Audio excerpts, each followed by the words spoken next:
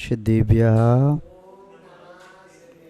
जय बोलिए त्रिकालवर्ती त्रैलोक पूज विश्वाराध्य पंच परमेष्टि भगवान की, अनंतानंत सिद्ध परमेष्टि भगवान की, वर्तमान जन शासन नायक श्री वर्धमान महावीर भगवान की, परम पूज्य आचार्य श्री शांत सागर जी मुनि महाराज की, परम पूज्य सिद्धांत चक्रवर्ती छपकराज श्रवणी आचार्य श्री विद्यानंद जी मुनि महाराज की, श्रीमद जैन धर्म की,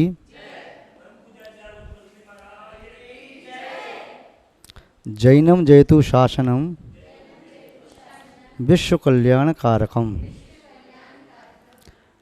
धर्म स्नेही सत श्रद्धालु, यहाँ पर उपस्थित आप सभी भव्य वर पुंडरीक पुण्यात्मा महानुभाव, आज परम पूज्य गुरुदेव आचार्य श्री विद्यानंद जी मुनिराज उनकी पुण्यतिथि समाधि महोत्सव। उन्होंने मृत्यु को महोत्सव मान करके शरीर का परित्याग किया। संसारी प्राणियों की मृत्यु शोक के योग्य होती है, दुख देने वाली होती है, क्रंदन करने वाली होती है, किंतु जो समस्त इच्छाओं से ऊपर उठ जाते हैं उनकी मृत्यु महोत्सव बन जाती है, आनंद बन जाती है, आदर्श बन जाती है। पूज्य आचार्य श्री विद्यानंद जी महाराज ने इस प्रकार की समाधि को प्राप्त किया, संलेखना के फल को प्राप्त किया। उनका मृत्यु वह मृत्यु नहीं रही, मृत्यु महोत्सव हो गया। जैन दर्शन ही मृत्यु को महोत्सव मनाने की कला बताता है। जीवन जीने की कला विश्व के चाहे कितने भी दर्शन बता दें, किंतु मृत्यु मरण की कला सिखाता है तो जैन दर्शन सिखाता है। भारत के बाहर के कितने भी व्यक्ति फॉरेनर्स यहाँ आते हैं, वे पूछते हैं हम पीसफुल डेथ चाहते हैं, शांतिपूर्ण मृत्यु कैसे हो, जैन दर्शन में दी है। महानुभाव उन्हें मालूम है कि जैन दर्शन में शांतिपूर्ण मृत्यु का रहस्य है, राज है, विधि है। शायद आप लोग भी जानना चाहते होंगे कि हम किस प्रकार उत्तम समाधि को प्राप्त करें। इसके संबंध में 5 बातें ध्यान रखने के योग्य हैं। इन 5 बातों का पालन यदि कर सकें तो संभव है आप भी शांतिपूर्ण मृत्यु को प्राप्त कर सकते हैं। महानुभाव क्या क्या कारण है वे शांतिपूर्ण मृत्यु को प्राप्त करने के?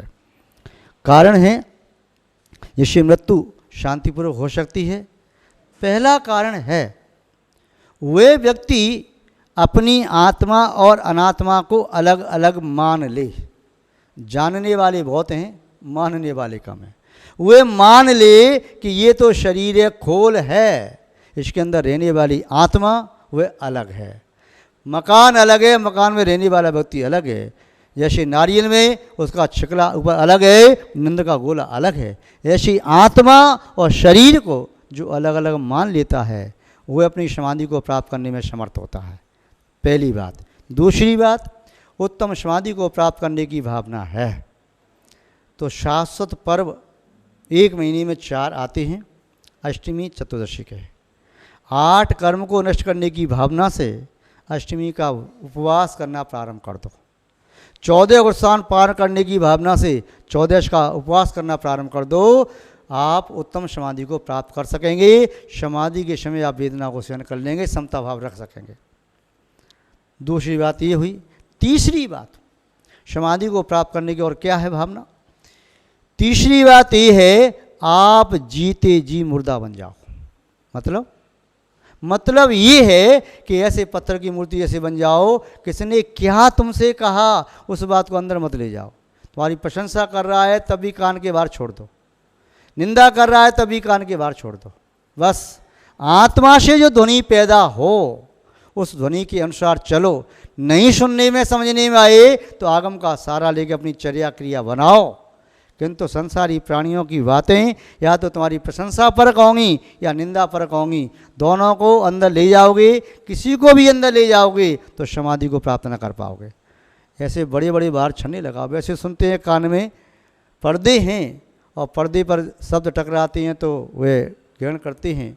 ये ज्ञान तंतु अपना शिवसम भाव है, वह ग्रहण करता है। किंतु नहीं, आप एक ऐसे लगाओ पर्दे कि जो शब्द हमें ग्रहण करना है वही ग्रहण करना है, हर शब्द को अंदर नहीं ले जाना है।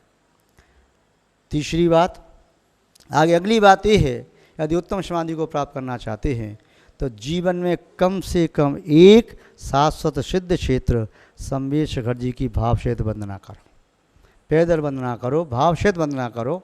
उसकी मिट्टी का एक एक कण अपने मस्तक से लगा करके अपनी सौभाग्य को सराहो कि बस मैं साक्षात अनंतान शुद्ध परमेश्वरियों के उन पवित्र रज कण को अपने शरीर के माध्यम से आत्मा तक पहुंचा रहा हूं, उस पवित्रता को ग्रहण कर पा रहा हूं। अगला कारण है, यदि उत्तम समाधि प्राप्त करना है, रमोकार मंत्र की कम से कम एक माला निष्ठापूर्वक यावत जीवन फेरने का संकल्प ले लो। कम से कम एक माला। यदि चारों संध्या काल की 4 माला फेरें तो और अच्छी बात है, 3 संध्या काल की 3 माला फेरें तो भी ठीक रहेगा, और 3 नहीं फेर पाए तो 2 माला कम से कम फेरें। ये भी ना हो पाए तो कम से कम 1 माला नित्य फेरना ही चाहिए। अगला कारण है, आपसे हो सके तो आंख बंद करके लिए कम से कम 3 मिनट के लिए समोषण का ध्यान लगाएं। समोषण में साक्षात विराजमान तीर्थंकर अनंत परमेश्वर को प्रणाम करें। 3 मिनट का ध्यान आपका लग गया तो ये मान के चलो तुम्हें कोई संसार सागर में डुबा नहीं सकता। मान भाव, ये पूज्य आचार्य श्री विद्यानंद जी महाराज ने यह सब किया और उसका फल उन्होंने उत्तम समाधि को प्राप्त किया। आप सब भी इसी प्रकार से उत्तम समाधि को प्राप्त कर सकते हैं। आप भी उत्तम समाधि को प्राप्त करें, हम आपके प्रति भावना भाते हैं। अंतिम उपाय को बताने के साथ साथ अंतिम उपाय है, प्रथमान योग का स्वाध्याय अवश्य करें। प्रथमान योग का स्वाध्याय बोधि समाधि का खजाना है, उसके बिना उत्तम समाधि नहीं होती, इसलिए उसका स्वाध्याय भी परम आवश्यक है। और कभी भी जीवन में देव शास्त्र गुरु की अभिनय न करें, न सहन करें और न निंदा करें, न निंदा सुने। यह उत्तम समाधि का राज है। पूज्य गुरुदेव ने जैसे प्राप्त किया, हम और आप भी प्राप्त कर सकें। इन्हीं भावनाओं के साथ हम शब्द श्रृंखला को विराम देते हैं। जय बोलिए परम पूज्य आचार्य गुरुदेव श्री विद्यानंद जी महाराज की, अहिंसा में विश्व धर्म की।